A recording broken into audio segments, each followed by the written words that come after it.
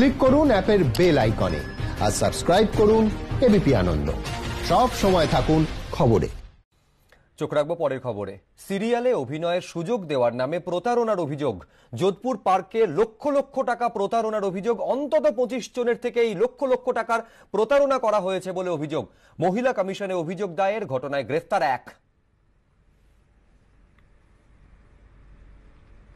TV সিরিয়ালে অভিনয়ের সুযোগ করিয়ে দেওয়ার নামে প্রতারণা, লক্ষ লক্ষ টাকার প্রতারণার অভিযোগ। আর সেই প্রতারণা হয়েছে এই অফিস থেকেই। আমি যেখানে দাঁড়িয়ে আছি 1/117 বি যোধপুর পার্ক, এই অফিসটা যেখানে আমি দেখতে পাচ্ছি যে ফার্স্ট ফ্লোরের যে অফিস, এইখানেই এসে আজ সকাল থেকে আশপাশের বাসিন্দারা যেমনটা জানাচ্ছেন, সকাল থেকে এই দরজা খোলা হয়েছিল।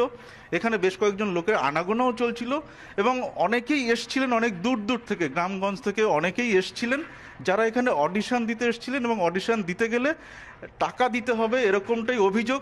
এই অভিযোগ যায় মহিলা কমিশনে এবং মহিলা কমিশন থেকে রিজেন্ট পার্ক থানায় জানানো হয় এবং তার ভিত্তিতে রিজেন্ট পার্ক থানার আধিকারিকরা এখানে আসেন। তারা অভিযান চালিয়ে একজনকে গ্রেপ্তার করেছে। ইতিমধ্যেই এই ঘটনায় জড়িত সন্দেহে একজন গ্রেপ্তার হয়েছে, যদিও তদন্তকারী আধিকারিকরা মনে করছেন যে এই ষড়যন্ত্রের পেছনে আরও অনেকেই রয়েছে, এই চক্রে আরও কে কে জড়িত সেই সমস্ত বিষয় খতিয়ে দেখছেন রিজেন্ট পার্ক থানার তদন্তকারী আধিকারিকরা। ক্যামেরায় স্বপন মজুমদারের সঙ্গে সত্যজিৎ বৈদ্য, এবিপি আনন্দ, কলকাতা। এক অভিযোগকারিনী কি বলছেন শুনুন। 15-20 আগে আমাদেরই অন্য একটি ধারাবাহিককে নিয়ে এরকম একটা কথা হয়েছিল। একটি মেয়ে অভিযোগ জানায় যে আমার কাছ থেকে টাকা চাওয়া হয়েছে, আমি কিছু টাকা দিয়েওছি, কিন্তু আমাদের কোনো চান্স দেওয়া হয়নি। এটা ঘটতে না ঘটতেই দিন 15 পরে পরশুদিন গ্রাউন্ড চ্যানেলে একটা, হয়তো তার আগে থেকেও চলছিল, আমি পরশুদিন খবর পেয়েছি, মেগা অডিশন শুরু হবে। সেটার দিন হচ্ছে আজকে 10:30 থেকে 12:30টার মধ্যে।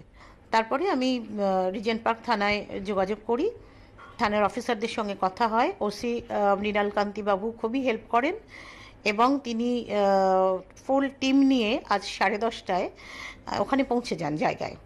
আমাদের ছেলেমেয়েরাও সঙ্গে ছিল। ওখানে ওদের টাকা দিতে দেখা যায় এবং একেবারে বামাল সমেত ধরা হয়, অ্যারেস্ট করা হয়েছে।